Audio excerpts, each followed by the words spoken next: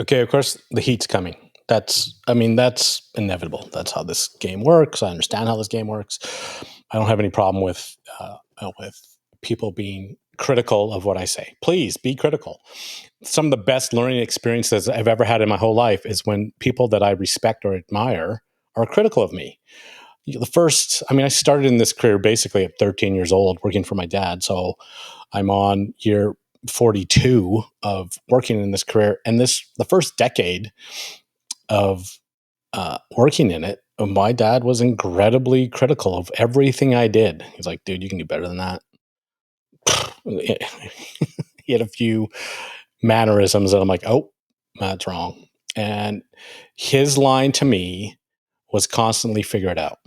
And I would be like, "What did I do wrong?" He said, point out the mistake. And I'd be like, "How do I fix it?" He's like, "Figure it out." And some of those lessons took 2 or 3 repeats before I figured it out. And my own boys will absolutely attest to that line of figure it out. You got to figure this stuff out. And so I don't understand when someone is critical of what you're doing or what you say. And they're not, using pejoratives or profanity or um, being unprofessional. They're simply stating their view of it, and you block them. Like, I don't know when we got so feeble about stuff and concerned about making sure that it's nothing but butterflies and rainbows, right? And I don't even know if I was. Obviously, I'm critical of the top, my top least. I don't even know what to call it now. My top 10 list. Um, of course, Mr. Gordon goes crazy over. I don't. Am I being critical? I'm simply stating the facts of his situation, and he has a conniption fit about it. And now, he's now posted whatever it is, 3 or 4 anti-Mormon videos. That somehow that's, dude. I don't have any soft points. Like, you think that I'm like, oh no. Like, I don't care. Imagine saying or discounting everything I say because I'm Baptist or Catholic or Muslim or whatever. Like, I don't know what that has any place in what we're talking about here. He's simply, bottom feeding, which is what he does to um I don't know what to make himself feel better. You know, it's interesting the bubbles that we live in. When the very first controversy that I was sort of ever mixed up in was, of course, the dope than tape controversy.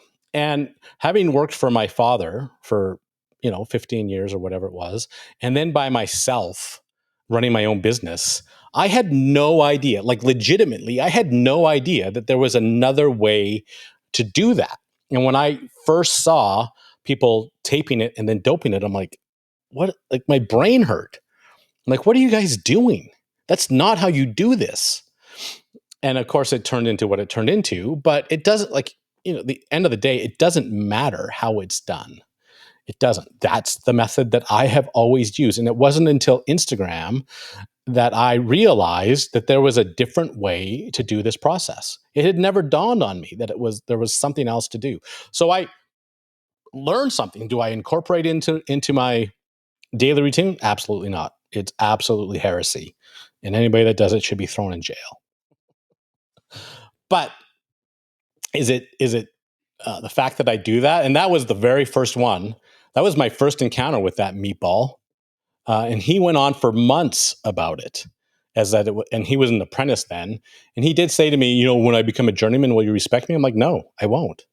Journeyman is level 1 of this thing. And then it's about escalating your game you passed a written test. Congratulations. It's good. It's important. It's part of the process, but it is not the end of the process. You've just started. And as I've said, with with some sincerity, you're a junior journeyman. Congratulations. You've made it to this level. You've got like 4 more levels to go. I say the same thing to my boys, right? Listen, you are getting this thing down, you're doing great, but there's other levels to this and more learning to be incorporated in order for you to be a completely well-rounded plumber. One of the things that I appreciate about Canada, and anybody that's on is a tradesman in Canada, is in my mind is absolutely certified and trained to do their job. It Anybody that asks me how long it takes to become a tradesman or a plumber, I'm like, you will spend 5 to 7 years to become a plumber in Canada. If you shortcut that, you're only hurting yourself. It's a long process. It's an in-depth process. It's something that you should take seriously. And I don't think there's any shortcuts to it. And if you take them, then you're only hurting yourself. I do find it just mind blowing, and it's totally a different thing. And I will say this: I like John Thompson. I respect John Thompson. I've talked to him. We talk offline. I don't have any issues what he does. He is working in the environment that he has to work in.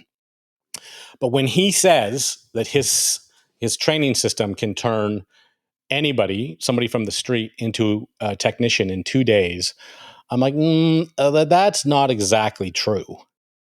Like, you will understand how Thompson Plumbing works. You will understand how to sell stuff. You'll understand what how to invoice and how the timesheets work. And like, you'll understand the intricacies of that particular company. But to say that you're now a technician, I don't believe that. And I don't think that's possible unless you're somehow, tapping people into the matrix and just plugging that information into their brain, Keanu Reeves style, whatever his name is, Neo style. Like, there is no substitute for experience. And when people try and do that, uh, it turns out badly. And they just announced that they're investing $5 billion into education of trades here in Canada. It'll be interesting to see what that means, that they're going to turn out 50,000 tradesmen in 3 years. I'm like, no, you can't do that. You can't. I don't know how what do you cut out? Um, the fluff. I mean, the only thing that I would say, and this is my experience, obviously, but the only thing that you don't really need to know are knots.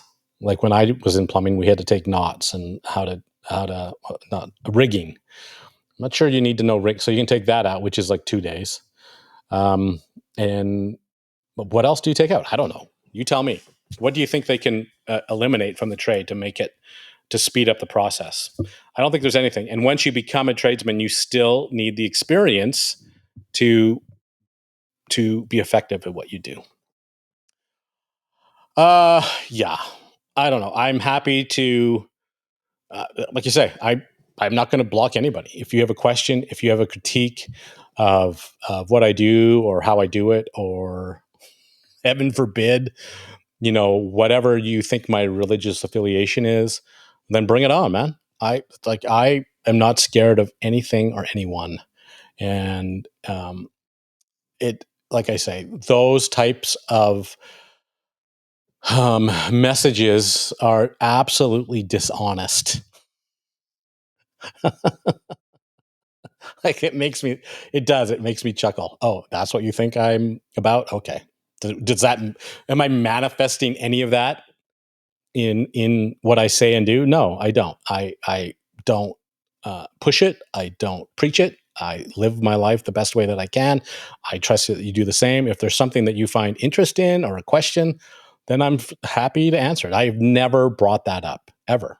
I don't think I've ever brought that up, because nobody cares. And it doesn't have anything to do with Baker Plumbing or Bob Baker and me going after the untouchables, I guess, if you want to call them that. They certainly think they are. So, as usual, when I say stuff and people explode, it exposes who they are, not who I am. So I am excited. We're about to have tonight. I'm not sure that this episode will be released before we do one tonight with a couple of guys. So it should be exciting. Looking forward to it. As usual, those are my thoughts and not yours. Good luck out there. Keep plumbing. Keep killing it. And as usual, I wish nothing but luck and success for most of you.